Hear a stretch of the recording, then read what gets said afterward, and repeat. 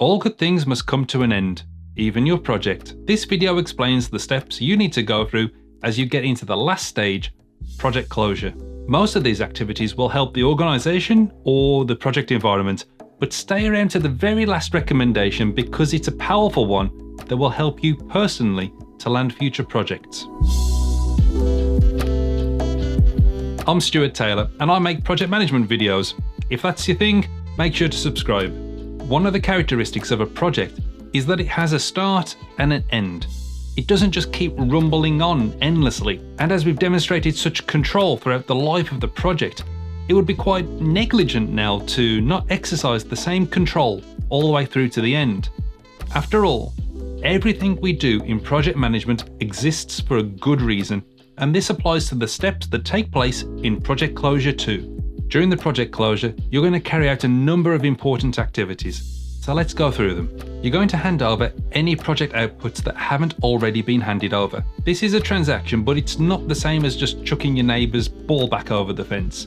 Just sending an email saying, here's your outputs, is not acceptable. You need to ensure that they've received the outputs, that they understand how to use them, and then receive a written acknowledgement that they've received them and understand how to use them. You also need to obtain a statement from the new owner of these outputs that they achieved the objectives of the project and have fulfilled the scope. If there are any deviations, they should be captured in writing on the record. If they're not happy with what they're getting, that needs to be addressed.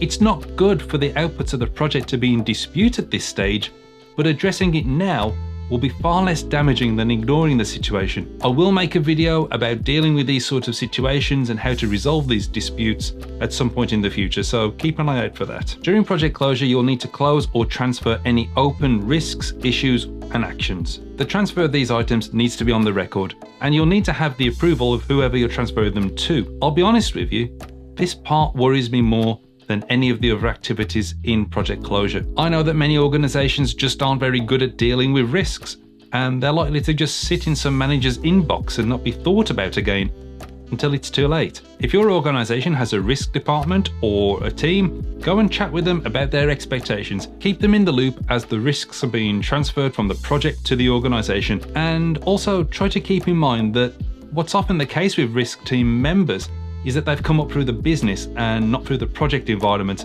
so their understanding of risk may differ slightly from yours. So don't just assume you speak in the same language. Check they understand the situation and avoid project speak if you can. People just love this next activity. You're going to have so much fun rounding them up for it. A project review and lessons learned workshop. This is where the project team and key stakeholders get together and give feedback on how the project went and how we can improve in the future. You've got a big role in facilitating this session, and in doing so, hopefully you can disengage your ego. Even in the best projects, there is room for some improvements. So whatever comes out of the session, try not to take it personally. Also, try to be aware of the constant presence of organizational politics, which will be felt here. Do your best to look into a range of topics across the project and try to gain a balanced view. Hopefully you'll have followed my wonderful advice about making a habit of recording lessons every time you write a status report. If that's the case, you'll have a large number of lessons, good and bad experiences stretching across the lifespan of the project. If not, this workshop may end up skewing your lessons log with perceptions from the end of the project only. So try to encourage the group to think beyond the last few weeks. It's time to release the project resources so they can move on to their next assignment. You'll be going soon enough too, you just have a few items left over to do.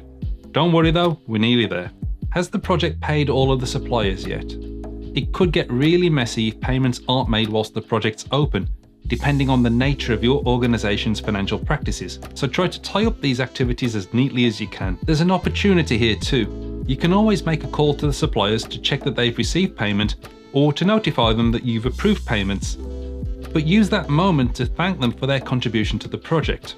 Most people feel as though it's a transaction that's ended, but the truth is relationships play a huge part in whether your career is going to be a success or not. If you leave someone with a positive impression of you, it's a powerful thing, and it could pay off in a very unexpected way in the future. Write up a project closure report. Again, in a future video, I'll show you what goes into this report and how to complete it. But at a high level, this report is looking all the way back to the original business case that was approved when the project started and comparing what has happened with what was expected. For example, you'll put the final project costs in as a comparison with the original estimations. This isn't a pat yourself on the back exercise, and nor is it an opportunity to beat yourself up. We only get better at what we do by learning from what has happened. Now to formally close the project. You may be a powerful project manager, but you need the sponsor to make that decision. They may have made that decision in the project review, or they could do it via email, or they could do it at a governance meeting like a steerco. However and wherever it's done, get evidence that they approved the closure. And that's it? No. Get your documentation archived. Store your project artifacts in a suitable filing system that's accessible and easy to understand. Your project may still get audited even after closure, so make sure that everything is easy to find, properly named, and so on. Check your organization's rules and local laws on records management if you have any files containing sensitive or personal data. And now that's it? Almost. Celebrate the project. Celebrate however you and your team feel is best and most appropriate. I'll be honest with you, I'm rubbish at this, so if you have any suggestions on how to best celebrate the closure of a project, let me know in the comments. Congratulations on closing your project. Hopefully you already know what your next assignment will be, but whether that's the case or not, whether you intend to stay with the same organization or not, make sure that you add the benefits of this project to your CV or resume in the accomplishment section. I really can't stress strongly enough how important this last activity is. It won't be long before you forget the fine details of what you've achieved on this project, so capture them now whilst they're fresh in your mind. When it comes to your CV, nobody cares about your hobbies or what school you went to. They only care about what you've achieved and what you're capable of doing. You've delivered this project.